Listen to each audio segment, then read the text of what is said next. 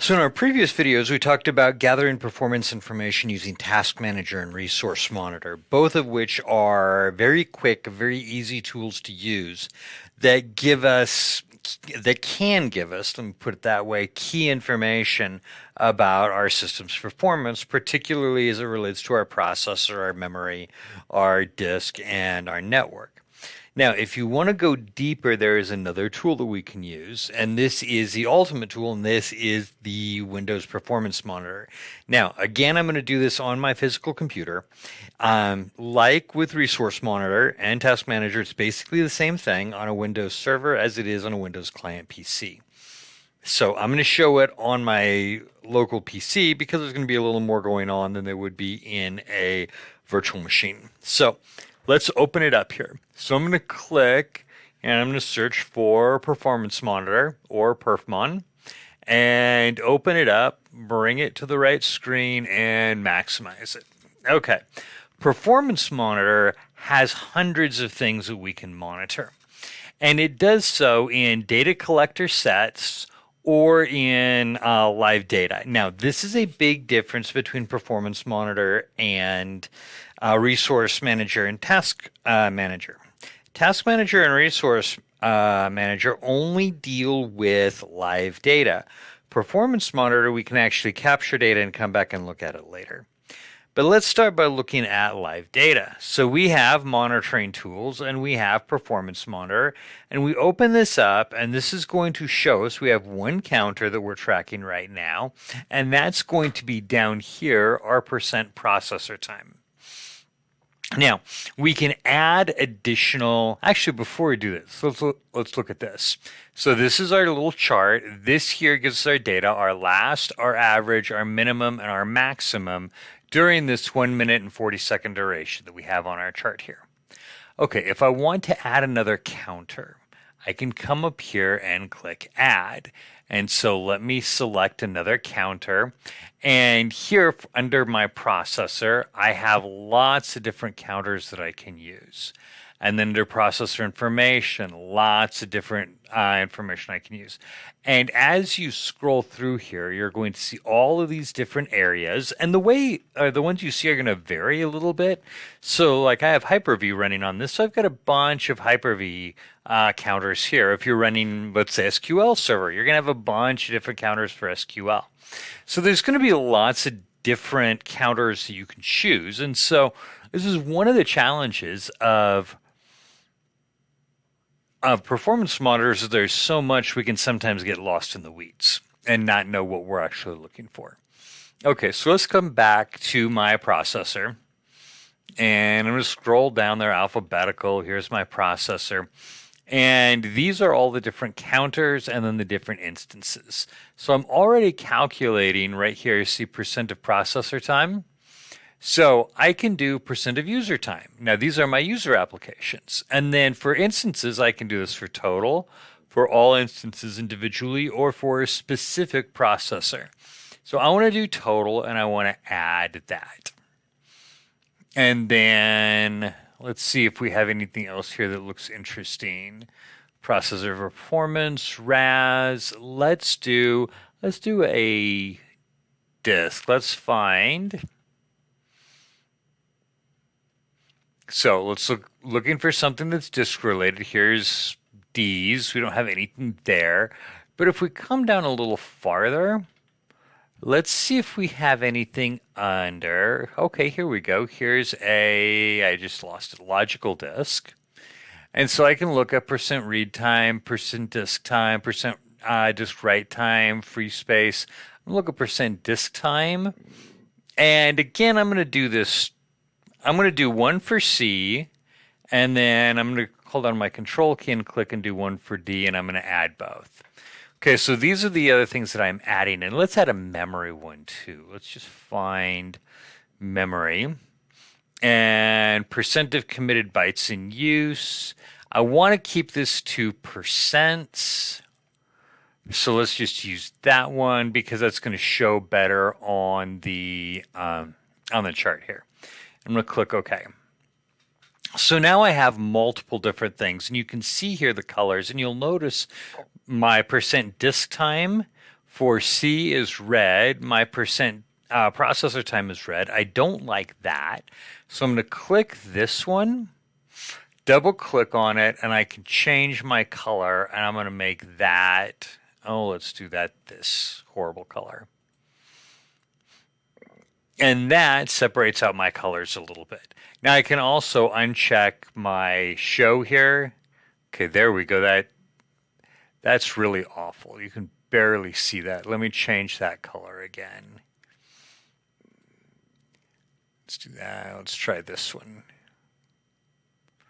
Nope, which one am I? There's a yellow one on here. Oh, fine, leave me alone. There we go, my user time. That's the one that's in yellow that you can barely see. Let me change that to, let's do that one in cyan. That's a little bit better, not much. Let's do it in green. There we go, now we can see it. So I can choose to show or unshow individual things.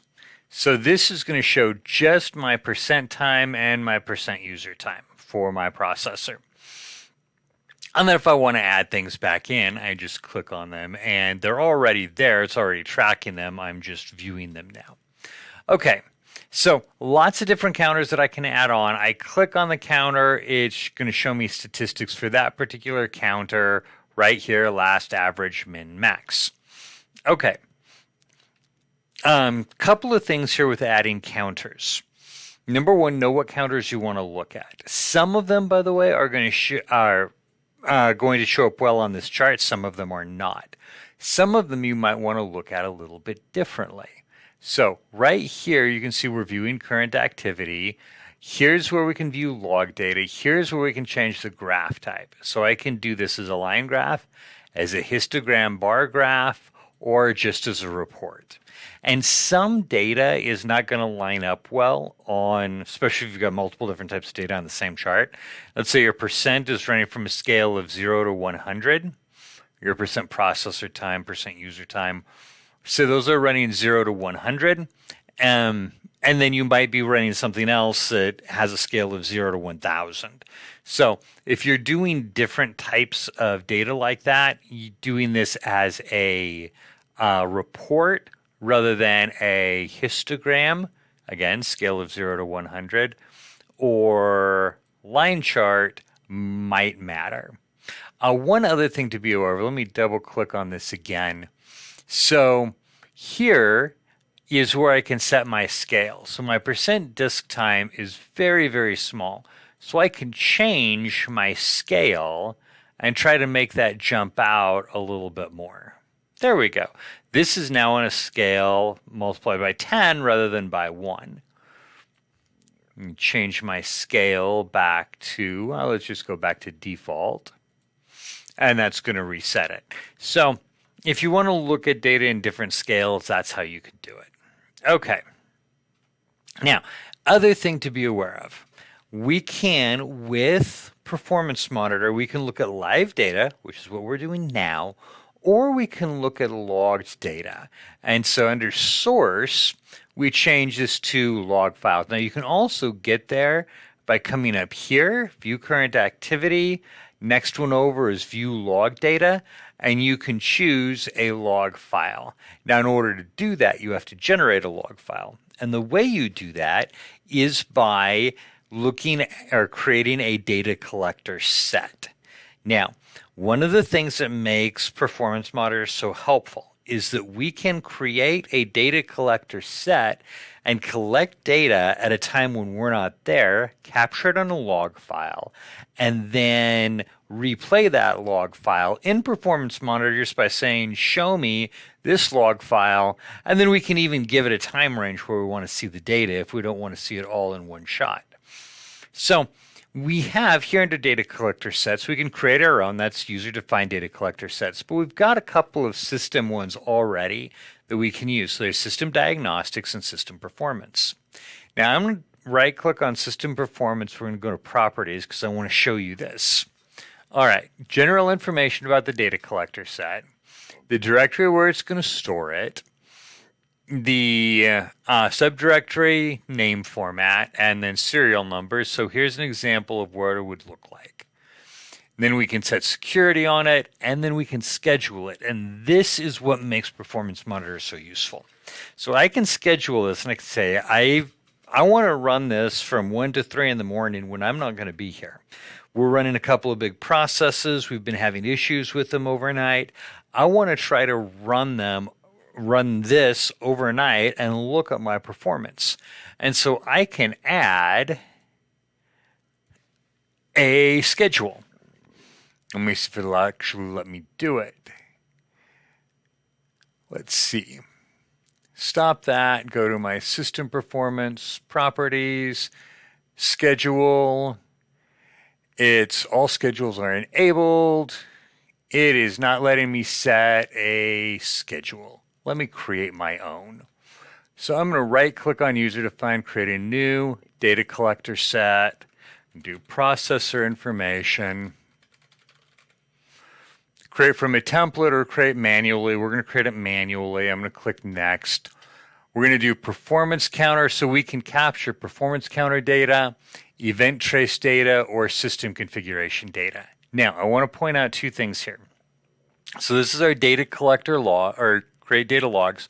We can also create a performance counter alert. So I can set a performance counter alert that says if whatever condition is met, available free space is less than 100 megabytes, then do this. That's a performance counter alert. It will monitor that, and then it will trigger an alert when it sees it. The data logs is where we capture data so we can go back and use it later.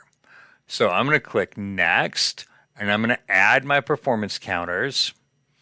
And again, I'm just going to do a couple of quick processor ones. And I don't want all of them. I want percent processor time, percent privilege time. Let's do percent user time for total, and I want to add those. If you do all instances, by the way, it'll add 1 for every one of those instances. So I'm going to click OK. Those are going to be my counters. I want to sample every 15 seconds. I can specify how often I want it to capture data. Here's my root directory where the data log is going to be saved, and I can point that somewhere else if I want to. I can choose who I want to run this as, and then open the properties or start this data collector set now. So I'm going to open the properties and click Finish. Now if I go to my schedule, I can enable a schedule. And I can say I want this to run tomorrow, starting tomorrow. Which days did I want it to run, which time, and then when I want it to expire and stop running. All right, and then we're going to set a stop condition. So do I want this to run for a specific number or specific duration or until we hit a maximum log size file or whatever? And then when it's done, I can have it run a scheduled task. So it can be like an application that I want it to run, or I could run a PowerShell script or something like that. So I have it scheduled. I just realized my schedule doesn't make any sense. Let me expire this on the 15th rather than the 13th. There we go. At 12 a.m. Okay. And then I want to run it for an overall duration of, let's do 2 hours. There we go. And apply and OK. And now that will run. It's also going to show up here, by the way, because now I have a processor information. I also have another one. Who knows where that came from? That's probably been hanging out for a while. Okay, so now I have my processor information as a data collector set that will run and capture that information. Okay, then when I go to review that information, I just go to my performance monitor, my monitoring tools, and I change my source to that particular log file. And then that's going to give me, I don't have a log file defined yet. And then that's going to give me the data that I can pull out of it, and I can graph everything. And that's how I can review performance information from a time when I am not around. All right, let's talk about setting a performance monitor alert. So I'm going to right click on my performance monitor or on my user defined, go to new data collector set, and I want to create manually. I'm going to call this a sample alert. And then this is going to be a performance counter alert. And then I can add in my performance counters. And just because we've been playing with processor, let's do processor performance. Let's do right here, processor. Let me get the right one. So for my processor, I want my percent processor time for all instances. So I'm going to add that. And I want that to go above, and I can do either above or below. And I'm going to put 95%, so 0.95. There we go, 0.95. And then I can set who I want it to run as, and we're going to open the properties for this data collector set as well. I'm going to click Finish. And same thing, I can schedule this or just let it run. I can set a stop condition, and then I can set a task. This is what happens when this alert triggers. So again, I can have it run a particular application. You used to be able to email or something like that out of it. Now you're going to run a script, which you can have your script do whatever you want it to do. And then go to my user defined, right click and start. And there we go. My data collector set is now capturing information. So that's going to monitor. And if I spike my processor, it's going to, actually I didn't tell it to do anything, but it would trigger whatever that alert was. Okay, there we go. I'm going to stop that real quick because I don't need that running. Okay, there we go. There is our introduction to Performance Monitor. Now remember, I just did this on a Windows client machine. It's the exact same thing on a Windows server though. So if you've got a Windows server, open up Performance Monitor. You're going to have different sets of counters, but the process is going to work the exact same way.